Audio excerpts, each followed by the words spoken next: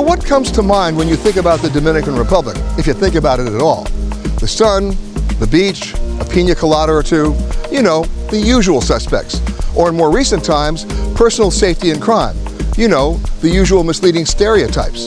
I've been traveling safely to the Dominican Republic for the last 30 years, and I can tell you, the beach is great, but for me the true experience happens when you go into the neighborhoods. You hang out with the locals, the people who actually live and work here, for a great and true experience. The Dominican Republic is often seen through two very different lenses, and both of them are equally misleading in their own way. Because for some people around the world, it's nothing more than a picture-perfect playground of the rich, a destination filled with luxury resorts, five-star hotels, and polished beaches that seem to exist only for the camera, while for others, it's painted as a dangerous country marked by crime, corruption, and poverty, a place where safety is constantly in question, and where only the brave would dare to visit. Yet the truth that lives between those extremes is far more human, more balanced, and more fascinating than either version the media likes to repeat, because beyond the glossy travel brochures and fear-driven headlines, the Dominican Republic exists as a nation full of resilience, simplicity, and cultural depth that most outsiders have never truly seen or understood.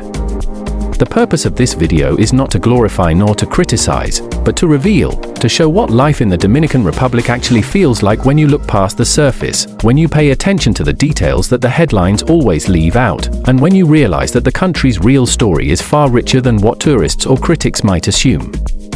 Each year, according to official reports and tourism statistics, more than 10 million travelers visit the Dominican Republic, making it one of the most visited nations in the entire Caribbean, and that fact alone already tells a story that the media doesn't often highlight, because if it were truly the unsafe, chaotic place that some believe, then millions of families, couples, solo adventurers, and creators like Teo Aina and countless others wouldn't be returning again and again, documenting their experiences that reflect a very different side of the country, one filled with warmth, color, and life. Tourism is one of the main engines of the Dominican economy, and the reason for its success isn't built on luxury alone, it's also built on affordability, hospitality, and accessibility that make it possible for travelers from different economic backgrounds to enjoy what the island has to offer without feeling excluded or unsafe. When visitors arrive, they quickly discover that this country's value goes far beyond its famous beaches, because yes, places like Punta Cana, Bavaro, and Samana have the turquoise waters and soft sands that postcards promise, but what they don't often show is how these beaches coexist with real towns, small businesses, and hard-working people whose lives are directly connected to the tourism industry, people who depend on it but also take pride in welcoming strangers with respect and sincerity. It's not just about luxury resorts and cocktails by the pool, it's about local guides offering authentic tours, fishermen who sell fresh catch every morning, families who rent out rooms to travelers, and communities that sustain tourism not through corporate chains but through genuine human connection. This is the real Dominican Republic, one that welcomes visitors not with polished perfection but with honesty and heart. Beyond the coastlines, the country opens into landscapes that surprise even experienced travelers. The central region, for example, offers mountain towns like Jarabacoa and Constanza, where cool air replaces tropical heat, rivers cut through green valleys, and life moves slower than in the tourist-heavy areas. These regions are often described as the Dominican Alps, not because of grandeur but because of how they contrast the stereotype of a Caribbean island as only sun and sand. Here, locals grow coffee, plant vegetables, and live close to nature in ways that most tourists never see. The media rarely mentions that the Dominican Republic is home to some of the Caribbean's highest peaks, waterfalls, and hiking trails, places where adventure and peace coexist in a rhythm far removed from luxury tourism. Food is another part of the story that often goes untold. While hotels serve international buffet designed to please global visitors, the real Dominican cuisine lives in the streets, in local markets, and in homes where recipes have been passed down through generations. Dishes like mango, moro de habichuelas, polo guisado, and tostones tell a story of flavor built from simplicity and history, the kind of food that defines daily life, not luxury. Tourists who step outside resort walls often find that the most memorable meals cost just a few dollars and are served with a sense of pride that money can't buy. Dominican cuisine is a reflection of its people, humble, creative, and full of life, grounded in the belief that food should bring people together rather than divide them by class or status. Safety, a topic often exaggerated by foreign media, deserves a realistic discussion. The Dominican Republic, like any other country, has areas that are safer than others, and issues that exist in big cities anywhere in the world: theft, scams, or occasional violence. But in general, tourist areas are heavily protected, monitored, and well organized. The government and private sector both understand that tourism is vital, and as a result, they've invested in improving infrastructure, law enforcement, and safety training. Many solo travelers, including women, report feeling comfortable and respected, especially when they explore with awareness and basic precautions. The country is not a crime zone, it's a developing nation with challenges and progress coexisting side by side, and it's unfair to define it by isolated incidents that ignore the millions of safe, joyful experiences that happen there every single year. Affordability is one of the biggest surprises for visitors who assume the Caribbean is only for luxury travelers. In reality, the Dominican Republic offers a wide range of options that make it possible for almost anyone to experience the island without overspending. From small guest houses in Puerto Plata to mid-range hotels in Santo Domingo, from local restaurants serving full meals for a few dollars to public beaches that cost nothing to enter, the country proves that beauty doesn't have to come with a high price tag. Even activities like snorkeling, hiking, and exploring waterfalls are accessible and budget-friendly compared to other destinations in the region. For travelers seeking value, this is one of the most underrated countries in the Caribbean. The people are often what make visitors fall in love with the Dominican Republic. Dominicans are known for being friendly, talkative, and open, with a sense of humor that turns strangers into friends. While English is not spoken everywhere, communication rarely becomes a barrier because the warmth of their approach transcends language. From taxi drivers to street vendors, from waiters to shopkeepers, the average Dominican takes pride in their culture and their country's reputation. They understand how the media can misrepresent them, and many express gratitude when visitors show interest in learning about their history and traditions instead of staying locked within resort gates. The media rarely acknowledges how deeply history has shaped this nation and how much pride Dominicans carry in their heritage, because long before the beaches and resorts became its global image, the Dominican Republic was the first permanent European settlement in the Americas, home to the colonial city of Santo Domingo, the oldest continuously inhabited European city in the Western Hemisphere, with cobblestone streets, ancient churches, and stone walls that still whisper stories of colonization, revolution, and survival. This history is not just in museums, it's alive in the rhythm of local life, in the architecture, in the traditions, and in the way people celebrate independence every year with emotion and national pride. Yet, while history is a source of pride, it's also a reminder of complexity, centuries of inequality, exploitation, and resilience that shaped the national identity in ways the outside world often overlooks.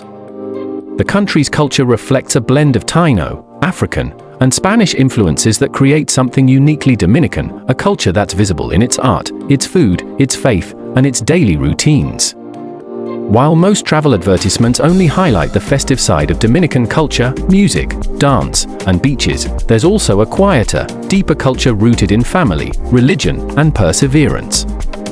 Churches fill every town, and even in modern life, spiritual values remain strong. It's common to find people attending Mass on Sunday morning and celebrating life on Sunday afternoon, balancing devotion and joy in a way that defines the Dominican spirit.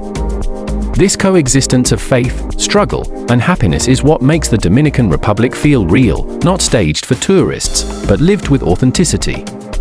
Another truth that the media rarely talks about is how much progress the Dominican Republic has made in the last 2 decades. Economic growth, improved infrastructure, and better access to education have transformed parts of the country in ways that would surprise those who still imagine it as poor or unstable. Santo Domingo, the capital, now has modern highways, shopping malls, universities, and hospitals that rival those in developed nations. However, inequality remains visible. Shiny new buildings often stand beside humble neighborhoods where daily life is simple and hardworking. The contrast between wealth and poverty exists, but it doesn't define the people's happiness. It reflects a nation still growing, still finding its balance between development and tradition. When travelers leave the capital and head toward the countryside, they discover another rhythm of life, one that doesn't depend on time schedules or internet speed, but on community and nature. Farmers wake up before sunrise to tend to their crops of coffee, cacao, and sugarcane, products that have long connected the Dominican Republic to global markets. In rural areas, the economy is small but stable, driven by self-sufficiency rather than competition. The people living here might not appear in luxury ads, yet they represent the soul of the country, grounded, content, and proud of their simplicity. This is the Dominican Republic the media doesn't show, because it doesn't sell headlines, but it's the one that defines the nation's strength. It's also important to talk about the environment, because while tourism has brought prosperity, it has also created pressure on natural ecosystems. Coastal development and mass tourism projects have affected marine life and coastal balance, yet the country has also made strides in protecting certain areas like Bahía de las Águilas and Los Haitises National Park. These natural sanctuaries remind visitors that the Dominican Republic is more than a vacation spot, it's an island of remarkable biodiversity that locals are fighting to preserve. The tension between progress and preservation is real, and understanding it is part of seeing the country truthfully. The media often portrays nightlife and entertainment as the country's identity, but for Dominicans, these are only one part of life, not the whole picture. Yes, in places like Santo Domingo, Bávaro, and Cabaret, nightlife thrives with music, laughter, and crowds, yet outside these zones, evenings are peaceful, families gather for dinner, neighbors sit outside sharing stories, and the sound of crickets replaces the beat of loudspeakers. The contrast between urban energy and rural calm defines the country's balance.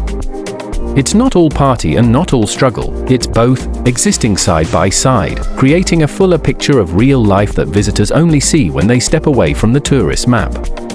Tourists who explore the local side often comment on how safe and welcoming it feels once they move beyond fear.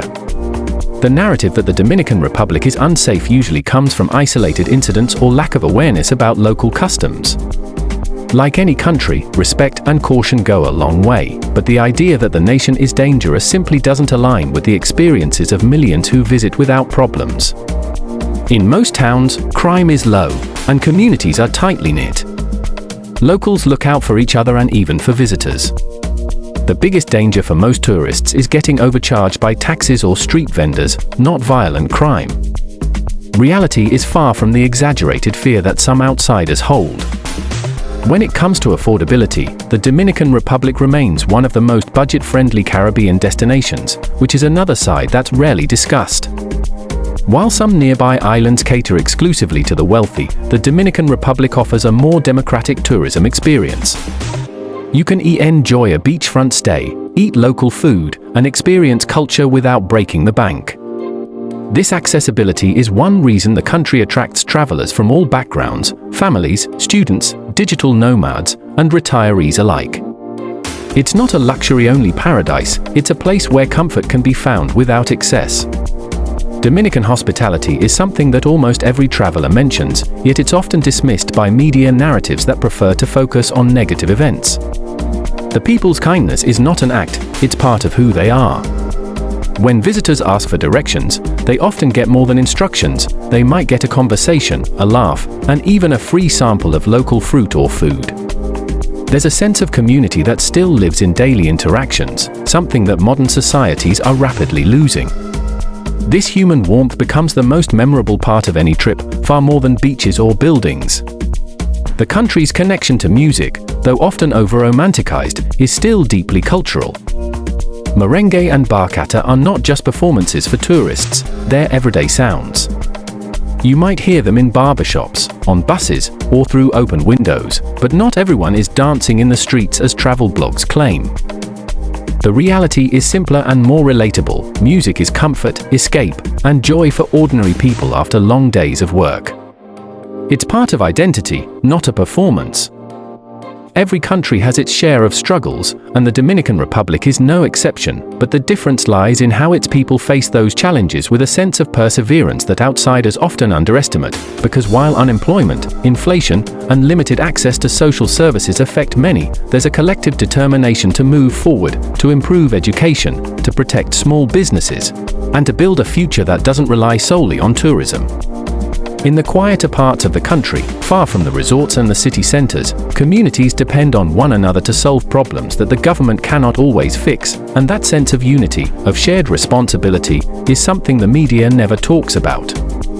It's not a country broken by poverty, it's a country held together by the strength of ordinary people who refuse to give up.